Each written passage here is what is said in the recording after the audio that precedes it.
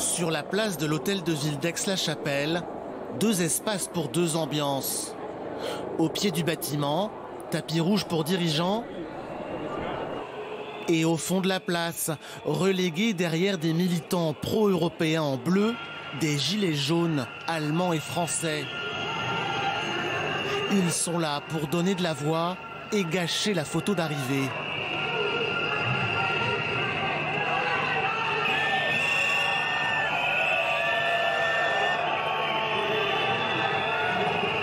Les gilets allemands ont répondu à l'appel du parti de gauche Die Linke.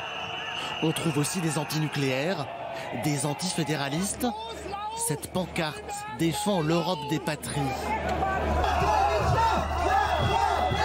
Côté français, certains gilets jaunes ont peut-être répondu à l'appel d'un député européen de Debout la France.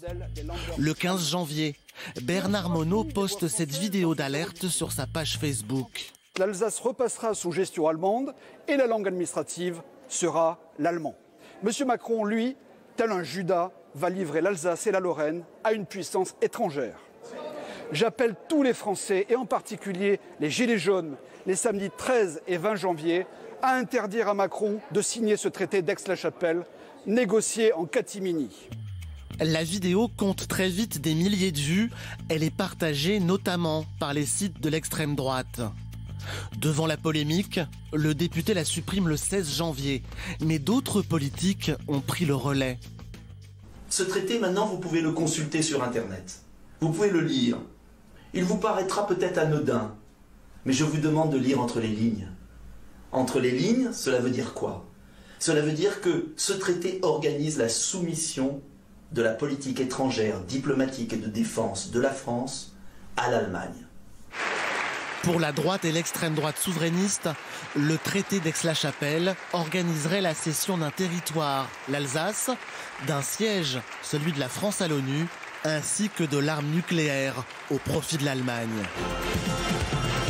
Marine Le Pen, en meeting le week-end dernier dans le Vaucluse, consacre 10 minutes au sujet. Il organise des abandons de souveraineté en matière de défense et en matière diplomatique en liant la France institutionnellement à l'Allemagne dans ces domaines-là.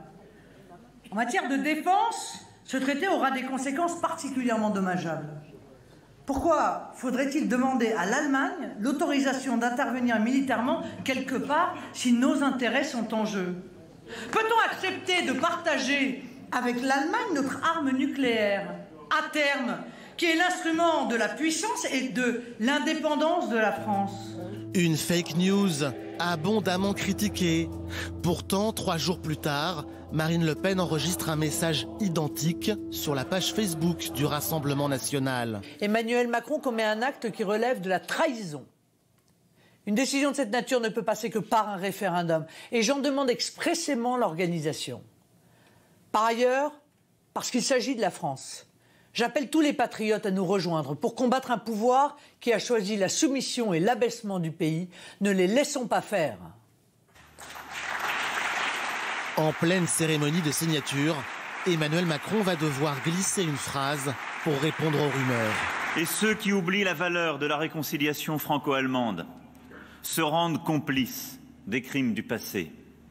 Ceux qui caricaturent ou répandent le mensonge font mal à notre histoire et à nos peuples qu'ils prétendent défendre en voulant faire bégayer nos histoires.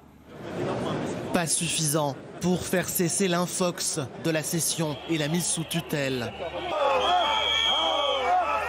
Cet après-midi, Emmanuel Macron et Angela Merkel sont sortis de l'hôtel de ville sous les huées et les sifflets.